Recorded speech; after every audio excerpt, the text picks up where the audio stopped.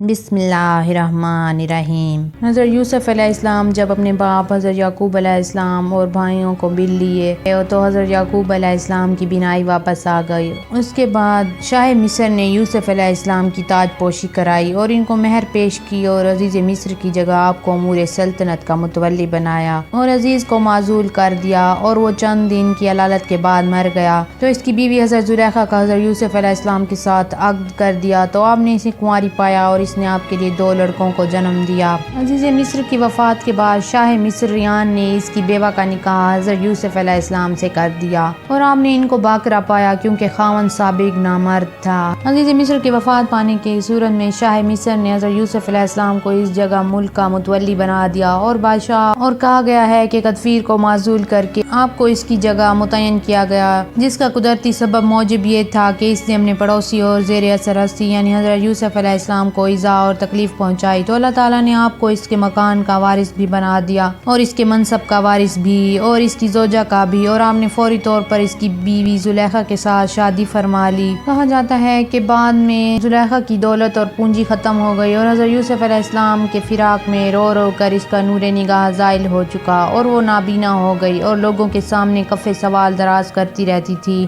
اور حضرت یوسف علیہ السلام ہر ہفتہ میں تقریباً اپنی قوم کے 1 لاکھ آدمی کے جلوس میں گھوڑے پر سوار ہو کر برآمد ہوتے تھے اور دیدار عام کراتے تھے اور لوگوں کی فریادیں سنتے تھے اور حاجات پوری فرماتے تھے۔ تو زلیخا سے کہا گیا، اگر تو بھی ان کی خدمت میں پیش ہو کر اپنی مسکنت اور فقیری کا رونا روئے تو امید ہے کہ وہ تجھے بھی کچھ عطا کر کے تیری حاجت پوری کر دیں۔ جب آپ سوار ہو کر اس جلوس میں برآمد ہوئے تو اس نے بلند آواز سے راہ میں کھڑے ہو کر عرض کیا، پاک ہے وہ ذات جس نے ملوک و سلاطین کو ان کی معصیت کی وجہ سے غلام بنا دیا اور غلاموں کو ان کی اطاعت گزاری کی وجہ سے بادشاہ بنا دیا۔ تو حضرت یوسف علیہ السلام نے دریافت فرمایا، یہ کون ہے؟ تو ان کو آپ کے حضور پیش کیا گیا تو آپ نے اسے پہچان لیا تو آپ کا دل بھر آیا اور زارو قطار روئے اور ان پر ترس کھاتے ہوئے فرمایا، تیری کیا حاجت ہے؟ اس نے عرض کیا، میری 3 حاجات ہیں، پہلی اور دوسری حاجت یہ ہے کہ میرے لیے اللہ سے التجا کرو وہ میری بینائی بحال فرمائے جو مکمل طور پر ضائع ہو چکی ہے، اور میرا شباب اور حسن و جمال مجھ پر لوٹائے، کیونکہ میں تمہارے فراق میں تم پر اتنا روئی کہ نور نگاہ بھی جاتا رہا اور جسم بھی نحیف و نزار ہو گیا۔ تو حضرت یوسف علیہ السلام نے ان کے لیے دعا فرمائی تو اللہ تعالیٰ نے ان کی بصارت ان پر لوٹا دی اور شباب و جوانی اور حسن و جمال بھی لوٹا دیا، اور عرض کیا کہ تیسری حاجت اور مدعا مطلوب یہ ہے کہ مجھے اپنی زوجیت میں قبول کر لو۔ تو اس پر حضرت یوسف علیہ السلام نے سکوت اور خاموشی سے کام لیا اور سارے اقدس کو نیچے جھکا لیا، کچھ دیر کے لیے گویا حکم خداوندی کے منتظر تھے۔ تو حضرت جبرائیل علیہ السلام آپ کے پاس آئے اور عرض کیا، اے یوسف، تمہیں تمہارا رب کریم سلام فرماتا ہے اور حکم دیتا ہے کہ زلیخا کا مقصد پورا کرنے اور امید برلانے میں بخل سے کام نہ لیجیے، کیونکہ ہم نے زلیخا کے عز و انکسار کو جب دیکھا اور تمہاری خدمت میں اس کی عرض نیاز کو سماعت فرمایا، اس کے دل کو نا امیدی کی تلوار سے زخمی نہیں کیا، تمہارے ساتھ عرش اعظم پر اس کا عقد کر دیا ہے، لہٰذا اسے اپنی زوجیت میں قبول کرو کیونکہ وہ دنیا و آخرت میں تمہاری بیوی ہے۔ جب یوسف علیہ السلام نے اللہ تعالیٰ کی طرف سے یہ فرمان حاصل کر لیا کہ زلیخا کے ساتھ عقد، نکاح اور پیوند و صلت باندھی، آپ نے سلطان مصر کو اور تمام اشراف کو دعوت دی اور انہیں مہمان بنایا۔ حضرت ابراہیم خلیل کی شریعت اور دین یعقوب علیہ السلام کے مطابق جمیل آئین اور خوب تر انداز میں زلیخا کو اپنے عقد زوجیت میں لائے اور اپنے عقد زوجیت میں یکتا گوہر اور انوکھے جوہر کو لائے، اور ملائکہ آپ پر نازل ہوئے واسطے مبارکبادی کے اس کے ساتھ ازدواجی تعلق قائم کرنے پر، اور عرض کیا اللہ تعالیٰ آپ کے لیے خوشگوار ٹھہرائے اس ملک و سلطنت اور اختیارات و تصرفات اور شان و شوکت اور اس شادی خانہ آبادی کو۔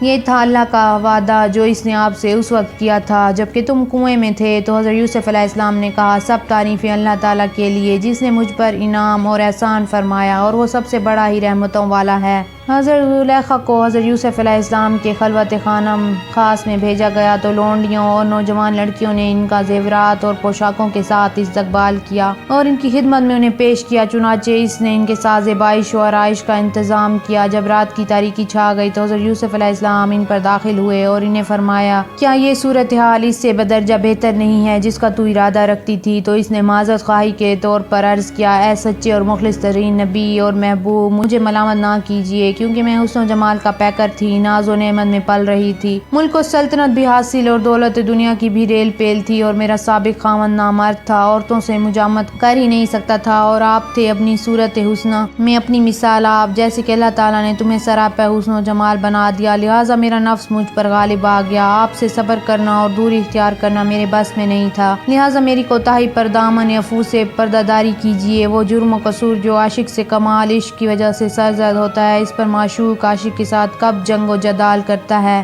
جب حضرت یوسف علیہ السلام نے ان کے ساتھ صفاف فرمایا تو ان کو باکرا اور کنواری پایا، تو اس کے بعد حضرت زلیخا حاملہ ہو گئیں اور ایک ہی بطن سے یک بارگی دو بیٹے، ایک افرایم اور دوسرے میسا کو جنم دیا، اور وہ دونوں حسن و جمال اور چہروں کی آب و تاب کے لحاظ سے سورج اور 14ویں کے چاند کی مانند تھے، اور اللہ تعالیٰ نے ان کے حسن و جمال اور اپنی تخلیق کے شاہکاروں کے ساتوں آسمانوں کے ملائکہ پر فخر کا اظہار فرمایا۔ حضرت یوسف علیہ السلام کو حضرت زلیخا کے ساتھ بہت زیادہ محبت ہو گئی، اور حضرت زلیخا کا پہلا عشق اور جوش محبت آپ کی طرف منتقل ہو گیا، حتیٰ کہ آپ کے لیے زلیخا کے بغیر سکون اور قرار اور تسکین و دل جمی کی کوئی صورت باقی نہ رہی۔ جب ان میں صدق و اخلاص حد و نہایت سے ماورا تھا تو بالآخر اس نے حضرت یوسف علیہ السلام میں سرایت کر لی، اور اللہ تعالیٰ نے حضرت زلیخا کے حضرت یوسف علیہ السلام والے عشق مجازی کو اپنی ذات پاک والے عشق حقیقی میں تبدیل فرما دیا، چنانچہ ان کے دل میں اطاعت و عبادت کی رغبت کاملہ اور میلان شدید پیدا کر دیا، اور ایک دن حضرت یوسف علیہ السلام نے ان کو اپنی خواہش کی تکمیل کی طرف مائل کرنا چاہا تو وہ عبادت مولا میں سارا وقت صرف کرنے کے جذبہ سے بھاگ کھڑی ہوئیں، تو حضرت یوسف علیہ السلام نے ان کا تعاقب کیا تو ان کا کرتا شدت سے پکڑا تو وہ پیچھے سے پھٹ گیا، تو انہوں نے کہا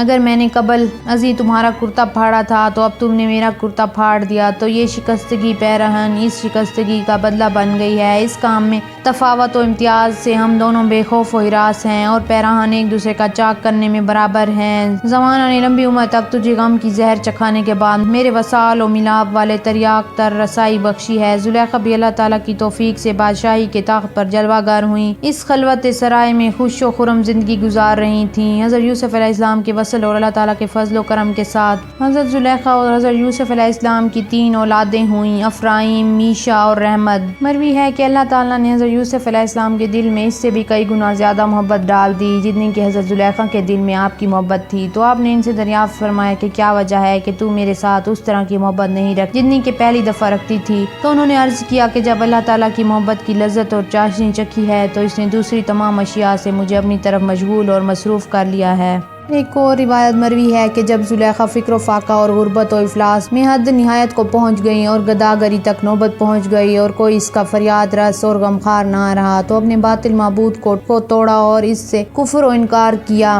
تو ایک دن وہ اپنے اس بت کی طرف متوجہ ہوئیں جس کی پوجا کیا کرتی تھیں اور اس سے کبھی جدا نہ ہوتی تھیں، اور کہا ہلاکت ہو تیرے لیے اور تجھے سجدے کرنے والوں کے لیے، کیا تو میرے بڑھاپے اور اندھے پن پر اور میرے فکر و فاقہ اور قوائے ہندیہ کی کمزوری اور لاغری پر رحم نہیں کھاتا، لہٰذا میں آج کے دن تیرے ساتھ کفر کرنے والی ہوں۔ یہ کلمات زبان سے کہے اور سخت پتھر پر اسے دے مارا اور حضرت ابراہیم علیہ السلام کی طرح اس کو پارا پارا کر دیا، زاری کی اور اپنا چہرہ روئے زمین پر رکھا اور خاک پر ملا اور خدائے پاک کی درگاہ الہ میں نالہ و فریاد کی، اگر میں نے اے خدائے بزرگ و برتر بت کی طرف توجہ عبادت کے لیے کی تو میں نے اس سبب سے اپنے آپ پر ظلم کیا، اپنے لطف و کرم سے میری جفا اور ظلم و تعدی کو بخش دے، میں نے خطا اور گناہ کا ارتکاب کیا ہے، اس کو معاف فرما دے۔ بس حضرت یوسف علیہ السلام کے رب و تبارک و تعالیٰ پر ایمان لے آئی اور صبح و شام اللہ تعالیٰ کا ذکر کرنے لگی،